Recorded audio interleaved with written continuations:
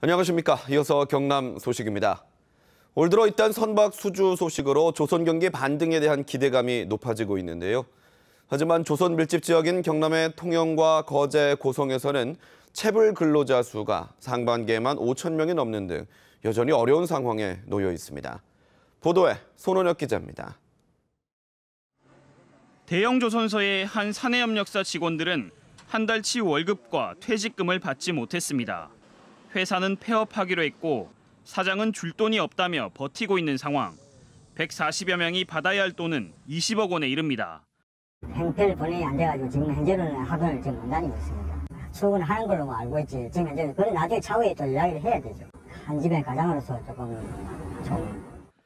이들 가운데 다시 일자리를 찾은 건 3분의 1도 채 되지 않습니다. 원래 본 자리 했던 자리를 다른 회사로 이직한다는 것 자체도 거의 불가능하고 숙련된 기술이 있음에도 불구하고 이제 쓸 곳이 없죠, 지금은 당장. 또 다른 사내협력사 근로자들은 회사가 폐업을 예고하자 임금 체불 걱정에 고용노동부를 찾기도 합니다. 조선소 다니는 사람 치고 이런 일로 뭐 한두 번씩, 두세 번씩 돈 안 떼어온 사람들이 없거든요. 거의 그러다 보니까 이게 걱정이 돼서 미리. 올해 통영, 거제, 고성에서 체불 근로자 수는 5천여 명으로 극심한 수주 부진을 겪은 지난해보다도 17% 늘었습니다. 국가가 대신 임금을 주는 체당금도 계속 늘고 있습니다. 임금을 체불한 사업주의 회사 돈 횡령이나 체당금 부정수급도 많아져 구속된 사례도 늘었습니다. 체불임금 청산, 자력으로 청산하는 율이 떨어지고 청산 노력을 하지 아니하고 도주한다든지 이런 사례들이 작년에 비해서 많이 나타나고 있습니다. 이딴 수주가 생산 공정에 이어지기까지는 8개월 정도 걸려 현장에서는 실직과 임금 체불에 생존의 기로에 놓여 있습니다. KBS 뉴스 손원혁입니다. 김해 관광유통단지에서 주민들이 기다리는 테마파크와 호텔 등의 건립이 계속 늦어지고 있습니다. 롯데가 수백억 원의 이행 강제금을 피하기 위해 착공만 하고 공사, 신용만 낸다는 비판이 제기되고 있습니다. 오종우 기자가 취재했습니다. 대규모 테마파크 등으로 지역 주민들의 기대가 컸던 김해관광유통단지.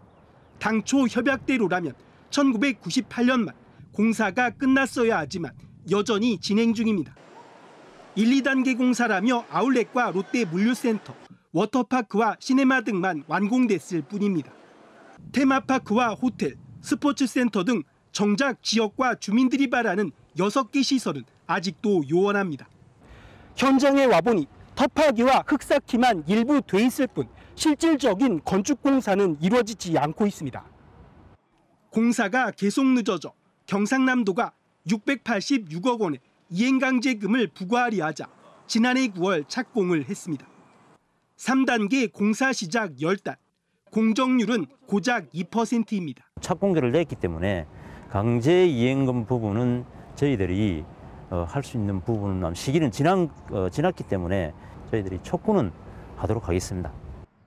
때문에 롯데가 당장 이익이 되는 시설들만 짓고 나머지 시설들은 공사하는 흉내만 내고 있다는 비판이 큽니다. 이것은 결국 이행강제금을 내지 않기 위한 그 롯데의 꼼수다. 우리 경상남도 도민을 재벌이 우롱한 거다. 롯데가 기공식을 한 지 20년이 다 되는 상황. 언제 완공된 모습을 볼 수 있을지. 도민과의 약속을 지키지 않는 롯데에 대한 인내심마저 바닥을 드러내고 있습니다. KBS 뉴스 오종우입니다. 청년 취업난 못지않게 노인 일자리도 비상인데요.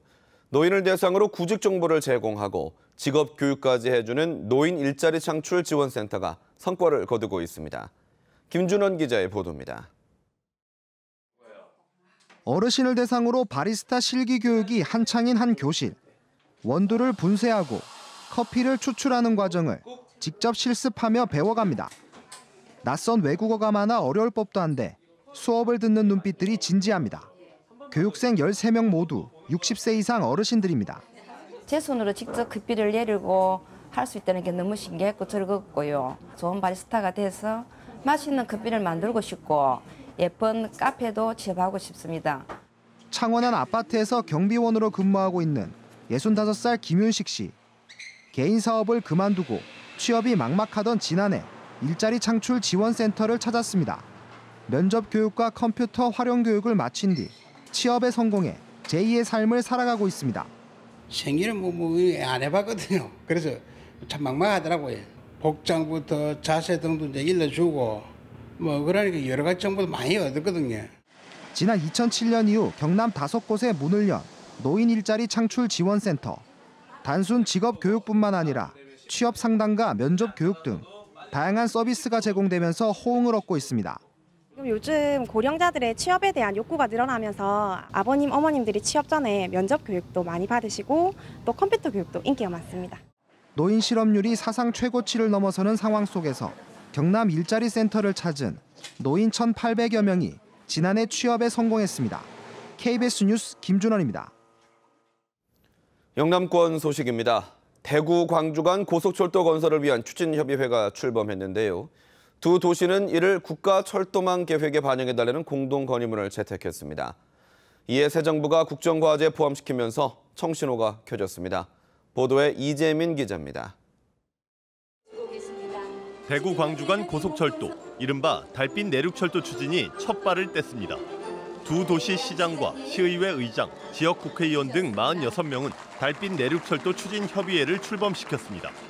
추진협의회는 오는 2020년 3차 국가철도망 수정 계획에 이를 반영해달라는 공동 건의문을 채택했습니다. 행정은 물론 정치권, 지역 시민사회든지 경제계까지 함께 이 논리와 방위성에 대해서 저희들이 접근하면은 충분히. 달빛 내륙철도는 대구와 광주 간 191km를 시속 200km 이상으로 달리는 고속철도로 국비 5조 원이 투입되는 대형 사업. 오는 2030년 완공이 목표입니다. 현재 열차로 대구서 광주를 가려면 오송에서 갈아타야 해 2시간이 넘지만 직접 연결하면 1시간 안에 다다를 수 있습니다. 고령과 거창, 남원 등 7개 지역을 경유하는데 달빛 내륙철도를 축으로 삼아 경남, 전남까지 아우르는 남부권 초광역 경제 공동체를 구축하게 됩니다. 대구는 서대구 KTX역과 연결해 역세권 개발, 대구 산업선 철도, 광역권 철도와도 시너지 효과를 낼 수 있습니다. 수도권 경제 공동체와 남부 경제 공동체가 서로 상생 경쟁하면서 더 큰 대한민국을 만들어 나가는 그 큰 역사가.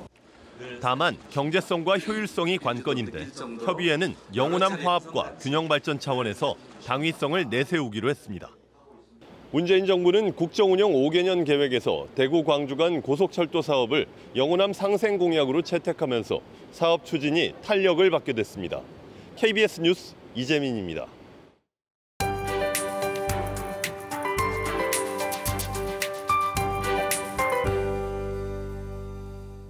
이번 주 내내 폭염이 계속되고 있습니다. 전국이 폭염특보로 뒤덮인 모습인데요. 오늘 경남 지방에는 폭염 경보가 계속되는 가운데 밀양의 낮 기온 37도로 어제보다 더 덥겠습니다. 오늘을 비롯해 주말 동안에는 내륙 곳곳에서 소나기가 내리겠습니다. 오늘은 주로 경남 북서 내륙에, 내일은 중부와 동부 내륙, 모레는 경남의 모든 내륙 지역에서 소나기가 지날 수 있겠습니다. 우산을 챙겨 다니시는 게 좋겠습니다. 경남 지방은 오늘도 계속해서 고기압의 가장자리에 들어 가끔 구름 많겠습니다. 또 오늘부터는 북쪽에서 장마전선이 내려오겠습니다. 현재 경남 지방의 하늘 자체는 무척 맑은 모습인데요. 남해안 지역에는 안개가 짙게 끼어 있고 북쪽에서 구름이 몰려오고 있습니다. 경남 동부 지역의 현재 기온은 창원과 김해가 27도로 출발하고요. 낮 기온은 내륙을 중심으로 35도 이상으로 오르겠습니다. 경남 서부 지역은 거창 24도, 사천이 28도로 출발하고요. 낮 기온은 모두 35, 6도 선까지 오르겠습니다. 해상에는 오늘도 안개가 짙겠습니다. 또 내일부터는 대조기로 해수면의 높이가 점점 높아지겠습니다. 다음 주에도 더위가 이어지는 가운데 월요일에는 장맛비가 내리겠고요. 이후로도 소나기가 내리는 날들이 많겠습니다. 기상정보였습니다. 함안군은 취업률 제고를 위해 오늘 칠원의 한 카페에서 일자리 상담을 하고 5명을 신규 채용합니다. 밀양시는 내일부터 이틀 동안 배드민턴 경기장에서 전국 635개 팀이 참가해 2017 아리랑 배드민턴 대회를 개최합니다. 합천군은 농작물 수확기인 다음 달부터 넉 달 동안 의회 야생동물 피해 방지단을 운영합니다. 하동구는 오늘부터 사흘 동안 송림과 섬진강 일대에서 제첩 축제를 엽니다. 경남적 학교 3곳 가운데 한 곳꼴로 야외 수업 자제 수준의 미세먼지가 실내에서도 측정됐습니다. 김병욱 의원실이 교육부에서 받은 자료를 보면 경남적 980여 개 초, 중, 고등학교 가운데 29%에 해당하는 290여 개 학교 실내에서 나쁨 단계의 미세먼지가 측정됐습니다. 교육부는 올해 미세먼지 나쁨 단계에서는 실외 수업을 자제하는 지침을 만들었습니다. 경상남도가 개발한 과일 상표 1호로의 매출이 늘고 있는 것으로 나타났습니다. 경상남도는 지난해는 195개 농가에서 32,047박스를 출하해 전년 대비 65% 증가한 9억 300만 원의 매출액을 달성했다고 밝혔습니다. 올해는 200여 농가를 선정해 1호로 상품 34,200박스, 매출액 10억 원 달성을 목표로 하고 있습니다.